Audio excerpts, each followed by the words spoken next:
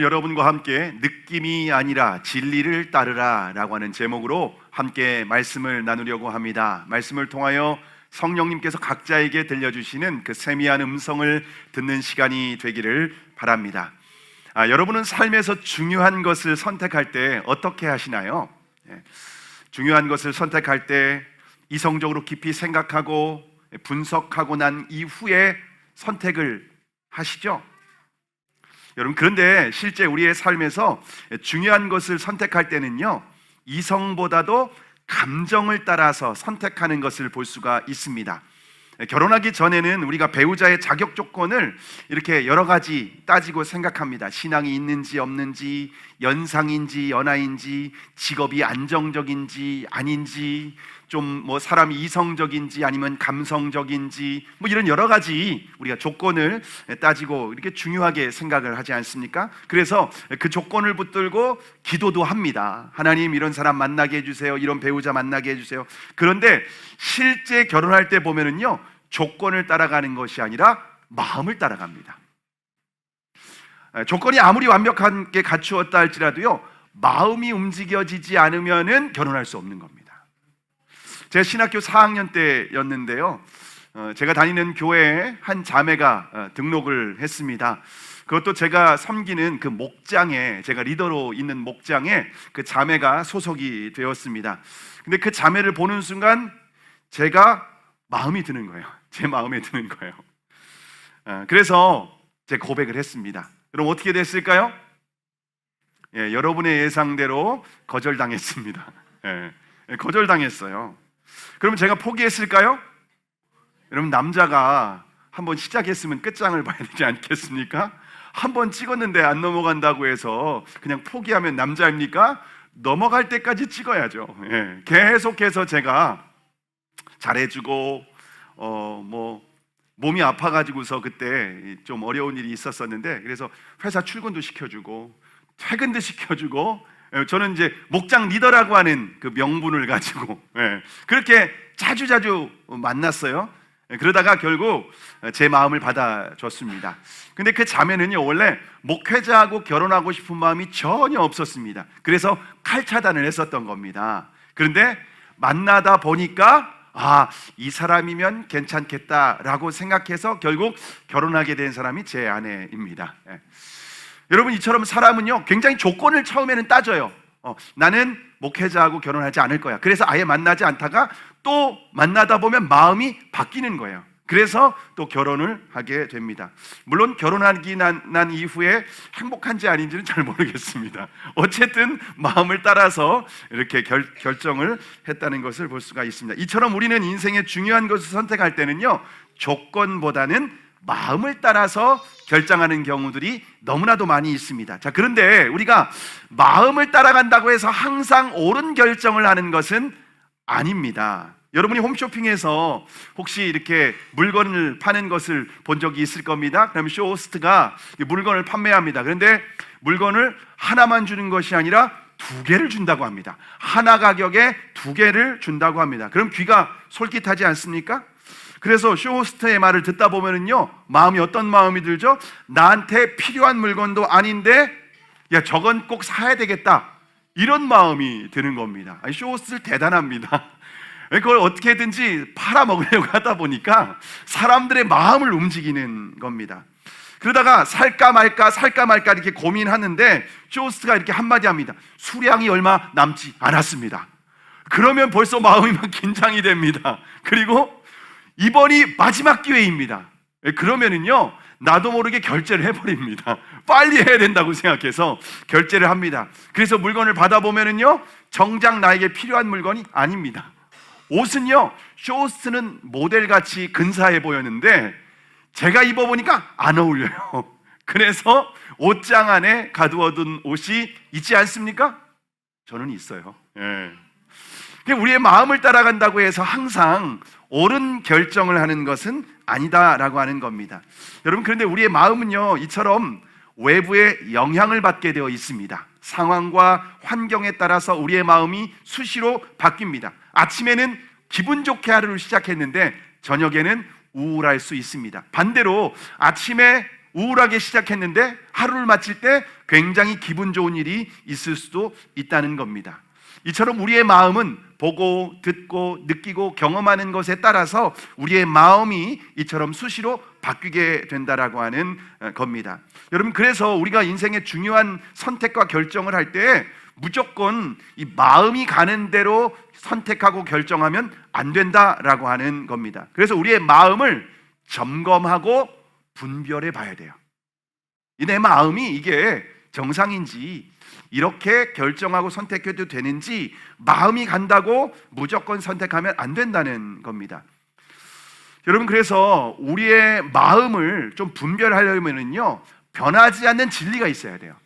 우리의 마음은 수시로 변해요. 조석간으로 변해요. 하루에도 수십 번씩 변화돼요. 그런데 이 마음을 점검하려고 하면은요, 변하지 않는 기준이 필요하다는 겁니다. 변하지 않는 기준이 필요한데, 여러분, 이 기준, 다시 말하면 진리로 우리의 마음을, 변하지 않는 진리로 수시로 변하는 우리의 마음을 점검하고 분별해 봐야 된다라고 하는 겁니다. 자, 그런데 여러분, 이 세상에는요, 모든 것이 변합니다. 세상의 가치도 변합니다. 여러분, 예전에, 지금 우리는 지폐를 사용하죠. 그런데 옛날에는요, 조개 껍질로 이렇게 서로 물건을 교환했던 거 아십니까? 조개 껍질로. 어떤 데는요, 돌로 물건을 사고 팔았습니다. 그래서 어떤 나라에는요, 지금도요, 돌로 사고 파는 거예요. 그래서 엄청나게 큰 돌을 미국에서 초청을 받아서 배에 그 돌을 싣고 갔습니다. 왜냐하면 자기네 나라에서는 이게 돌이 돈이니까. 그래서 가지고 갔는데 미국에서는요, 이게 쓰잘데리 없는 돌이에요. 돌이 쓰잘데리 없는 거예요. 여러분, 가치도 변한다는 거예요. 교육도 변합니다. 철학도 변합니다. 심지어 의학도 변합니다. 이 세상에 있는 것은요, 시간이 흘러가면서 다 변하게 된다는 겁니다. 1949년 포르투갈의 의사였던 에가스 모니스라고 하는 사람이 노벨 의학상을 받았습니다. 우리나라에도 한강 작가가 노벨상을 받지 않았습니까? 여러분, 이 사람이 노벨상을 받게 되다 보니까 그 사람의 얼굴이 화폐에 새겨질 정도로 많은 사람에게 존경을 받습니다. 그 사람의 얼굴이 이렇게 화폐에 새겨져 있는데요, 에가스 모니스가 노벨상을 받게 된 것은요, 1, 2차 세계대전이 끝난 후에 전 세계적으로 조현병 정신질환자가 굉장히 많이 늘어나게 됐습니다. 그런데 모니스가 예일대에서 포악한 이 침팬지의 뇌 일부를 제거했는데 얌전해졌다라고 하는 논문을 보게 됩니다. 그래서 두개골을 구멍으로 뚫고 이제 이 전두엽의 뇌 일부를 제거하는 수술을 하게 됩니다. 그것이 전두엽 절제술인데요, 이렇게 하는 겁니다. 굉장히 좀 끔찍하지 않습니까? 여러분, 그렇게 해서 환자들의 이 뇌를, 전두엽 일부를 절제를 한 겁니다. 그러니까 결국 흥분이 진정되었다고 하는 결과를 발표하고 조현병 치료의 최고의 수술이라고 하는 평가를 받고 노벨상을 받게 됩니다. 여러분, 그래서 미국에서만 4만 명이, 최소 4만 명이 넘는 사람이 전두엽 절제술을 받았습니다. 심지어 존 F 케네디 대통령의 여동생도 이 수술을 받았습니다. 여러분, 그런데 의학 지식이 없을 때 그거는 참 노벨상을 받을 만한 최고의 수술이라고 했는데, 이 전두엽은 집중력, 의욕, 창의력, 감정 조절을 하는 기관으로 이 전두엽을 절제하면요, 폐인이 됩니다. 폐인이 돼버리는 거예요. 마치 영혼이 없는 사람처럼. 결국 1970년에 전두엽 절제술은 의학계에서 금지하는 수술이 되었습니다. 그래서 전두엽 절제술은 최악의 노벨 의학상으로 지금까지 평가받고 있습니다. 여러분, 이처럼 세상에는요, 지금은 이게 정말 가치 있고 최고로 생각하는데 시간이 지나면 이것이 얼마나 어리석은지가 드러날 때도 많이 있다는 겁니다. 자, 그러면 이 세상에 변하지 않는 진리는 무엇일까요? 세상에 있는 모든 것들은 변하는데 변하지 않는 진리로 수시로 변하는 우리의 마음을 점검하고 분별해야 되는데 변하지 않는 진리는 무엇일까요? 첫째로 하나님의 말씀이 영원히 변하지 않는 진리입니다. 요한복음 17장 17절의 말씀 함께 읽겠습니다. 시작. 그들을 진리로 거룩하게 하옵소서. 아버지의 말씀은 진리니이다. 하나님의 말씀은 2000년이 지난 지금까지도 변하지 않는 진리인 줄 믿으시기를 바랍니다. 그래서 변하는 우리의 말씀을 진리의 말씀으로, 변하지 않는 진리의 말씀으로 점검하고 분별해야 된다라고 하는 겁니다. 두 번째로 예수님께서 영원히 변하지 않는 진리입니다. 요한복음 14장 6절의 말씀을 함께 읽겠습니다. 시작. 예수께서 이르시되 내가 곧 길이요 진리요 생명이니 나로 말미암지 않고는 아버지께로 올 자가 없느니라. 내가 곧 길이요 진리요 생명이니. 여러분, 예수 그리스도께서 어제나 오늘이나 영원토록 변하지 않는 하나님이신 줄을 믿으시기를 바랍니다. 자, 그러므로 저와 여러분의 인생을 변하지 않는 하나님의 말씀, 진리의 말씀, 그리고 예수 그리스도를, 진리의 말씀을 기준으로 예수 그리스도를 따라갈 때 우리의 인생이 거짓에 미혹되지 않고 후회 없는 인생이 되는 줄을 믿으시기를 바랍니다. 자, 그러면 우리가 진리를 알면, 이 진리를 알게 되면, 말씀과 예수님이 진리라고 했는데 이 진리를 알면 어떤 인생을 살게 될까요? 오늘 본문 31절과 32절을 함께 읽겠습니다. 시작. 그러므로 예수께서 자기를 믿은 유대인들에게 이르시되 너희가 내 말에 거하면 참으로 내 제자가 되고 진리를 알지니 진리가 너희를 자유롭게 하리라. 여러분, 예수님께서 자기를 믿은 유대인들에게 하는 말입니다. 예수님이 구세주이시고 예수님이 하나님의 아들이시다라고 하는 것을 믿는 유대인들에게, 믿는 사람들에게 하는 말이에요. 너희가 나를 믿는다면 진리를 믿고 진리 안에 거하고 진리를 따라 살아야 된다. 이렇게 지금 말씀하고 있는 겁니다. 여러분, 저와 여러분도 예수님을 믿는다라고 하면은요, 믿는다는 것으로 끝나는 것이 아니라 하나님의 말씀인 이 진리를 믿고 따라야 된다라는 겁니다. 하나님의 말씀인 이 진리를 믿고 따르는 것이 예수님을 믿는 것이다 라고 오늘 우리에게 말씀하고 있습니다. 여러분, 이처럼 그런데 우리가 이 진리를 아는 사람은요, 거짓으로부터 자유로운 인생을 살아가게 됩니다. 그러나 진리를 모르면은요, 거짓에 미혹되고 비참한 인생을 살아갈 수 있다는 겁니다. 일제 말기에 목숨을 걸고 독립운동을 하던 두 사람이 있었는데요, 이 두 사람이 일본 헌병을 죽이고 급하게 산속으로 도망가게 됩니다. 그래서 그 두 사람의 몽타주가 전국에 뿌려지게 되었습니다. 이게 수배령이 내려지게 된 거죠. 이제 두 사람은 얼굴을 드러내놓고는 살 수 없는 상황이 되었습니다. 그래서 일본군에게 발각되면은 총살을 당하게 되니까 금강산 아주 깊은 산골짜기에 몸을 숨겼습니다. 바깥 사장과는 차단된 채 그렇게 오랜 시간을 보내고 있었는데요, 마치 두려움에 떨면서 짐승처럼 숨어서 지내게 된 겁니다. 그렇게 세상과 완전히 단절된 채 몇 년의 시간이 지난 이후에 1945년 8월 15일 드디어 해방을 맞이하게 됩니다. 그런데 그 두 사람은요, 산속 깊은 곳에 숨어 있었기 때문에 해방의 기쁜 소식을 듣지 못했던 거예요. 그러던 어느 날 나무꾼이 산속 깊은 곳에 나무하러 올라갔다가 우연히 머리도 길고 수염도 길게 자란 이 두 사람을 우연히 발견하게 된 겁니다. 그래서 나무꾼이 물었습니다.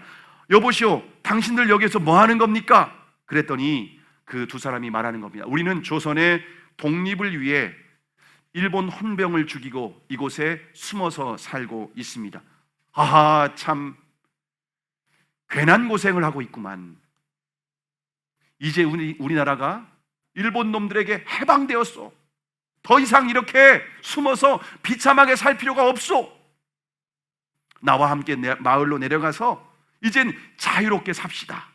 그동안 너무 수고했어. 두 사람은요, 나무꾼을 통해서 해방의 기쁜 소식을 듣게 된 겁니다. 그런데 한 사람은요, 그 소식을 믿었어요. 그런데 그 한 사람은 그 소식을 믿지 않았던 겁니다.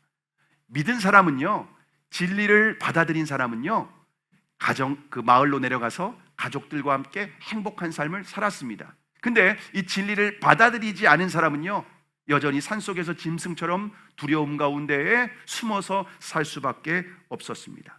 여러분, 이처럼 진리를 알면 우리가 거짓으로부터, 두려움으로부터 자유하게 되는 줄을 믿으시기를 바랍니다. 진리를 아는 것이 이처럼 중요하다는 거예요. 진리를 알기 이전과 안 이후가 인생이 완전히 달라지는 거예요. 속고 살았던 거죠. 이미 해방되었는데.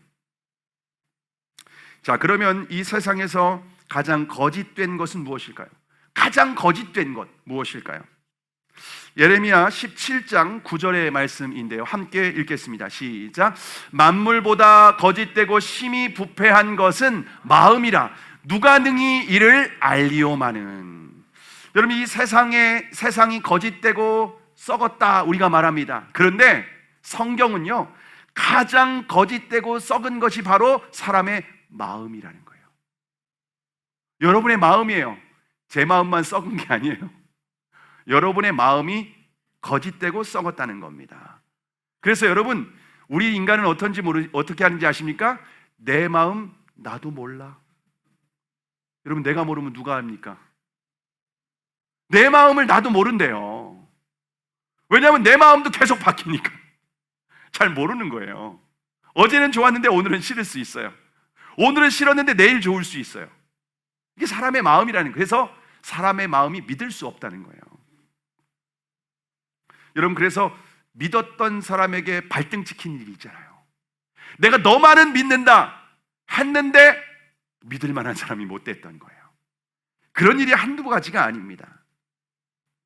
여러분, 나의 마음이 나를 속인다는 거예요. 나의 감정이 나를 속입니다. 나의 느낌이 나를 속입니다. 우리의 마음은요, 축복과 저주를 분별하지 못해요. 지금은 이게 나에게 축복이라고 생각해요. 근데 그게 나중에 저주가 될 수 있습니다. 반대로 지금 이게 나에겐 저주라고 생각했던 것이 나중에는 축복이 될 수도 있습니다. 여러분, 우리가 시간이 지나면서 그런 걸 경험하지 않습니까? 아, 이건 나에게 저주 같은 일이야. 그런데 그게 나에게 복이 되고 축복이 되는 경우가 많이 있습니다. 요즘 로또 복권에 당첨되고 싶어하는 사람이 얼마나 많은지 모릅니다. 그래서 돈벼락을 맞고 싶은 거죠. 그런데 여러분, 로또 복권에 당첨되는 것이 축복이 아니라 저주가 될 수 있다는 거 아십니까? 2002년에 파워볼 로또 복권 1등에 잭 휘테커가 당첨이 됩니다. 이 사진입니다.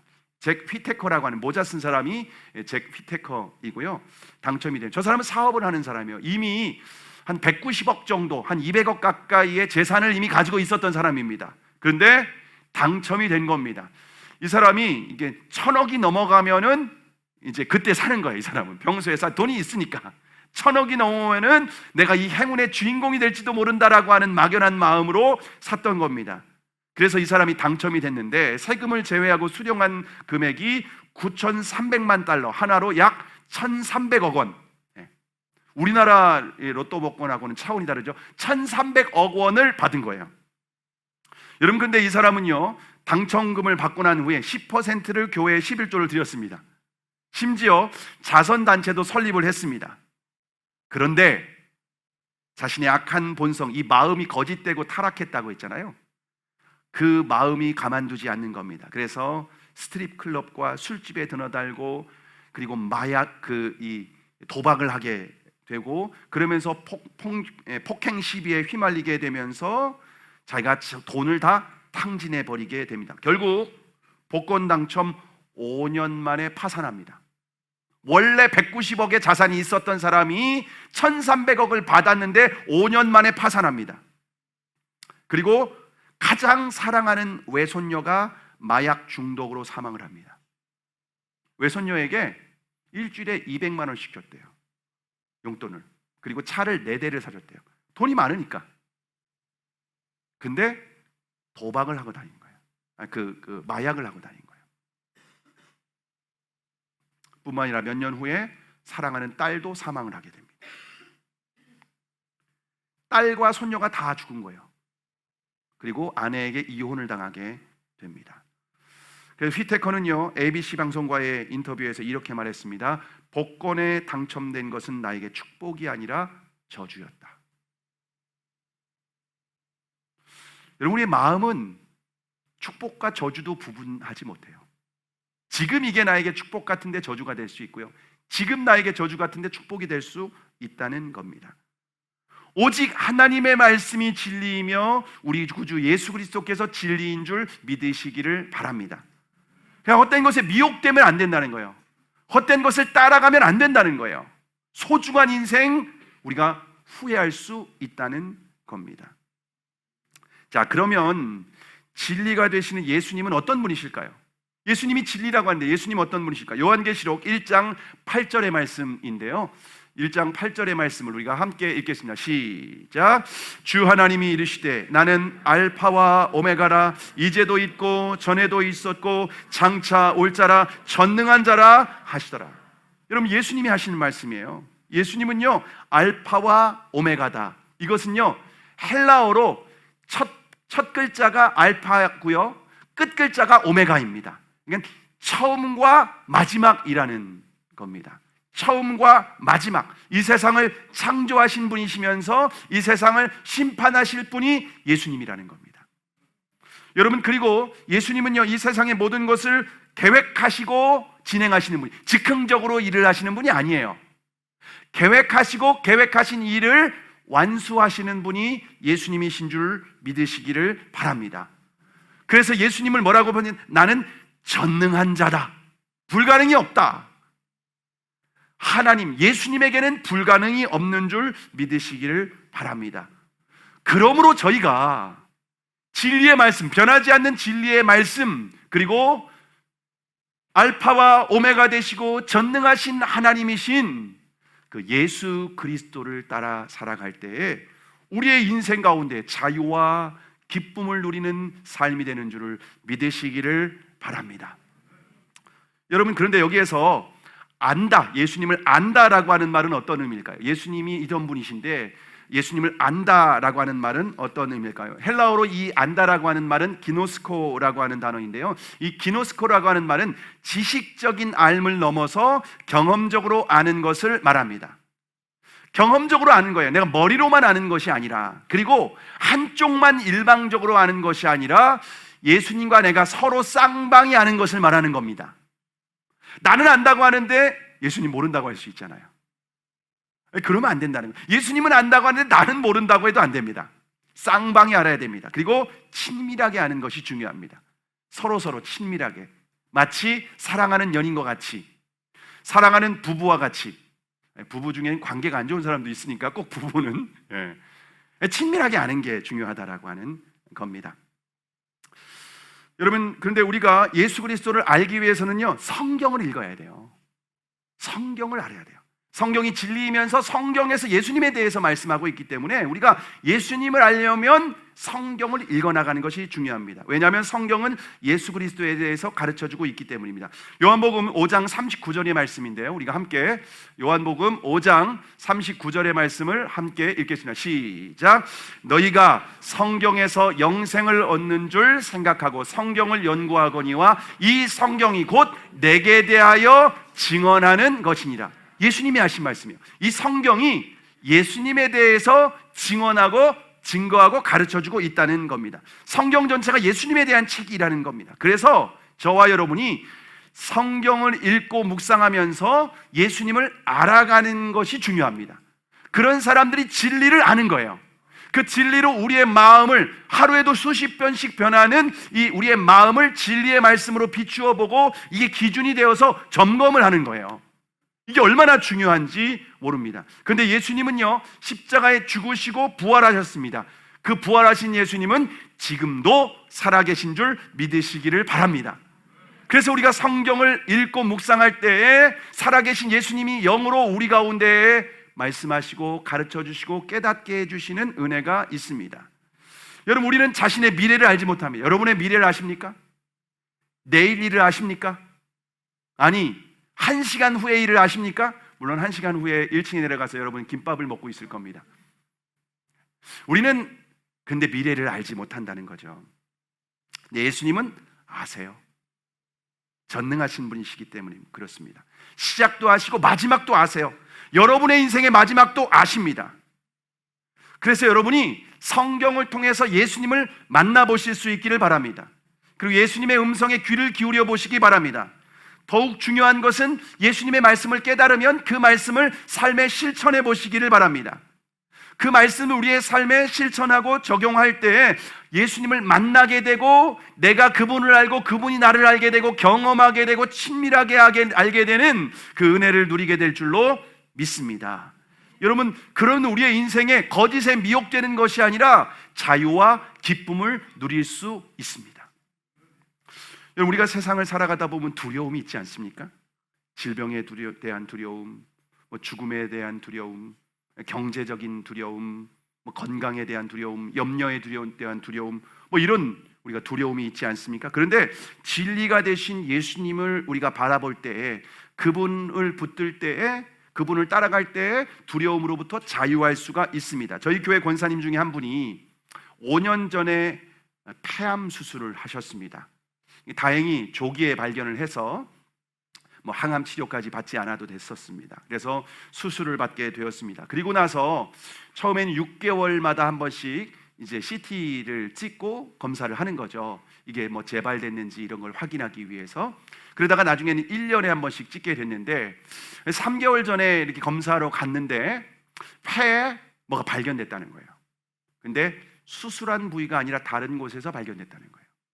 여러분, 폐암 수술을 했는데 폐에서 또 다른 것이 발견됐다고 하면 두렵지 않겠습니까? 그래서 항생제를 받고 한 달 동안 이 항생제를 복용하고 3개월 후에 오라고 한 거예요. 그리고 지지난주에 가서 CT를 찍었습니다. 그리고 지난주에 가서 이제 검사 결과를 보러 가는 날입니다. 이분은 폐암 수술을 했던 분이 폐에 또 뭔가 발견됐다고 하니까 두려움이 있었지만은 예수님을 믿고 예수님을 바라보면서 기도하면서 이 3개월의 시간도 그래도 평안 가운데 잘 보낼 수 있게 되었습니다. 그리고 이제 검사를 받게 되었는데 나중에 이제 마지막 그 사진 찍은 걸 보러 가는데 마음이 너무 두렵더래요. 이게 암이라고 하면 어떡하지? 사라지지 않았으면 어떡하지? 너무 두려운 거예요. 근데 마음이 우리가 모르잖아요. 막연한 두려움이 우리 안에 있는 거잖아요. 그때 핸드폰을 열어서 말씀을 읽었답니다. 그때 읽은 말씀이 이사야 41장 13절의 말씀이었는데요. 이는 나 여호와 너희 하나님이 내 오른손을 붙들고 내게 이르기를 두려워하지 말라, 내가 너를 도우리라 할 것임이니라. 이 말씀을 딱 읽게 된 거예요. 그래서 이 말씀을 붙들고 예수님을 바라보면서 내 마음에 평안을 달라고 기도했습니다. 그러니까 마음이 평안해지더라고 하는 얘기를 들었습니다. 그리고 나로 진료를 딱 받았습니다. 근데 의사 선생님이 하시는 말씀이 깨끗하게 사라졌습니다 라고 말씀하셨답니다. 그리고 이제 내년 2월이면 5년이 되는 겁니다. 완치 판결을 받는 거죠. 여러분, 3개월 전인데 깨끗하니까 3개월 후도 깨끗하지 않겠습니까? 여러분, 우리의 마음이 두렵고 우울할 때, 불안할 때 진리가 되신 변하지 않는 예수 그리스도를 붙드시기를 주님의 이름으로 축복합니다. 여러분, 우리 모든 사람들에게는요, 이처럼 두려움이 있습니다. 막연한 두려움이 있습니다. 자녀에 대한 두려움도 있습니다. 불안도 있습니다. 염려도 있습니다. 여러분의 마음 가운데 그런 게 있지 않습니까? 그 두려움 때문에 막 우울해지는 거예요. 두려움 때문에 뭔가 이렇게 기분이 좋았다가도 그냥 또 마음이 툭 떨어지는 거예요. 그런 일 많이 경험하지 않습니까? 인류 역사에서 가장 최고의 설교자로 손꼽히는 사람이 누군가 하면요, 영국의 스펄전 목사님이십니다. 영국의 스펄전 이 목사님은요, 젊은 시절부터 우울증에 시달렸답니다. 요즘 우울증 환자가 우리나라도 굉장히 많이 있는데요. 근데 목사님의 설교가 워낙 탁월하다 보니까 교회는 날마다 성장하는 겁니다. 근데 감정은 늘 우울한 거예요. 그렇지만 자신의 감정에 좌우되지 않고 매일 하나님의 말씀을 붙들었답니다. 그러던 어느 날 설교에서 이렇게 고백을 하셨습니다. 내 감정이 내게 무엇이라 하든 하나님의 말씀은 나의 진리입니다. 나는 내 감정보다 하나님의 진리를 믿습니다. 스펄전 목사님이 그 이후로 이 우울증으로부터 자유하게 되었답니다. 그리고 지금 기독교 2000년 역사에서 가장 탁월한 설교자로 존경을 받습니다. 여러분, 우리의 마음이 우울증과 우리의 마음이 어떤 감정에 의해서 계속해서 오락가락할 수 있다는 겁니다. 그럴 때 우리의 마음은 수시로 변하지만 느낌과 감정을 따라가는 것이 아니라 진리의 말씀을 붙드는 거예요. 변하지 않는 진리의 말씀, 그리고 예수 그리스도를 붙드는 겁니다. 그것이 우리가 이 세상에서 흔들리지 않고 승리하는 비결인 줄 믿으시기를 바랍니다. 저와 여러분도 마음이 우울해질 수 있습니다. 낙심되고 두려움에 사로잡힐 수 있습니다. 그런데 그리스도인은 자신이 느끼는 감정을 따라서 살아서는 안 됩니다. 진리의 말씀을 붙들어야 됩니다. 진리가 되신 예수 그리스도께서 나와 함께 하심을 믿어야 됩니다. 여러분, 복음이 뭔지 아십니까? 복음은 예수님이 나와 함께 하신다는 겁니다. 전능하신 그분, 알파와 오메가 되신 그 하나님, 나를 사랑하시는 하나님, 그분이 나와 함께 하신다는 것이 복음입니다. 그러므로 내 감정이 요동치고 내 느낌이 뭔가 불안하고 뭔가 우울하고 뭔가 이대로 있다가는 뭔가 끝날 것 같고 망할 것 같고, 여러분, 그런 마음이 우리를 엄습해 올 때 예수 그리스도께서 나와 함께 하신다, 예수님께서 나를 사랑하신다, 예수님은 전능하신 분이시다, 예수님은 알파요 오메가시다 라고 하는 이 진리를 붙들고 예수 그리스도를 바라볼 때에 주님께서 우리의 마음에 자유와 기쁨을 회복시켜 주시는 줄 믿으시기를 바랍니다. 말씀을 마치려고 합니다. 중세 기독교가 타락하고 천주교에서 성 베드로 성당을 건축하고 있었습니다. 재정이 부족해서 면죄부를 발행하게 됩니다. 이 면죄부는요, 살아있는 사람이 죽은 가족의 이름으로 헌금을 하면 연옥에서 고통받고 있는 부모님이나 형제가 천국으로 업그레이드 된다라고 하는 것입니다. 여러분, 그런데 이것은 성경적이지 않습니다. 성경에 그런 진리는 없습니다. 거짓입니다. 근데 연옥에 있는 가족들이, 연옥 개념도 없습니다. 다시는 죽음 이후에는 천국과 지옥인데 연옥이라고 하는 개념을 만들고 죽은 이후에 연옥에 있다가 여러분들이 헌금하면은 연옥에 있는 가족들이 천국 갑니다. 그러니까 너고나고 우리가 부모님에 대해서는 좀 미안한 마음이 다 있잖아요. 아무리 잘해도 미안한 마음이 있으니까 그 면죄부를 다 산 겁니다. 그리고 이 죄를 지은 사람은요, 이 성 베드로 성당을 계단을 무릎으로 기어 오르야 된다는 거예요. 그러니까 내가 죄 용서 받으려면은요, 성 베드로 성당이 있어야 되는 거예요. 이 건축도 해야 되고 면죄부도 사야 되는 거예요. 사람들이 부모님을 위해서는 면죄부를 사야 되고 자신의 죄를 위해서는 이 성 베드로 성당을 건축해야 되는 거예요. 그러면서 사람들이 막 헌금을 하게끔 강요하게끔 했었던 겁니다. 마틴 루터가 성 베드로 성당을 올라가면서 자신의 죄를 해결하려고 했었던 겁니다. 그런데 아무리 무릎으로 성 베드로 성당을 기어 올라가도 죄가 해결되지 않는 거예요. 죄로부터 자유하지 않는 거예요. 너무 고통스러운 거예요. 너무 괴로운 거예요.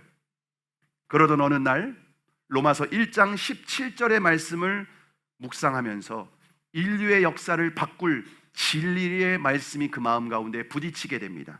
오직 의인은 믿음으로 말미암아 살리라. 오직 의인은 믿음으로 말미암아 살리라. 루터는 자신의 선행이나 고행으로 하나님의 의를 이루고자 노력을 했었던 겁니다. 그런데 그 모든 노력을 하나님의 진리를 아는 순간 다 포기하게 됩니다. 그리고 믿음으로 예수 그리스도께서 날 위해서 십자가에서 죽음으로 나를 죄로부터 속량하셨다고 하는 이 진리, 이 복음을 믿음으로 나는 의롭게 된다, 하나님이 나를 의롭게 받아주신다 라고 하는 이 진리를 발견하게 됩니다. 그리고 1517년 10월 31일 비텐베르그 성당 문 앞에 95개조 반박문을 붙이게 되면서 종교개혁을 시작합니다. 가톨릭이 성경의 진리부터 떠났다는 겁니다. 거짓을 따라가고 있다라고 하는 겁니다. 그러면서 종교개혁의 슬로건을 오직 성경으로 라고 외칩니다. 오직 진리, 성경으로 라고 하는 진리를 외치며 종교개혁을 이루게 됩니다. 근데 오늘은 507주년이 되는 종교개혁 기념주일입니다. 근데 우리가 세상에 다시 진리를 외쳐야 합니다. 왜냐하면 이 세상이 진리가 아니라 자신의 느낌에 따라서 자신의 성별을 결정하는 세상이 되었기 때문입니다.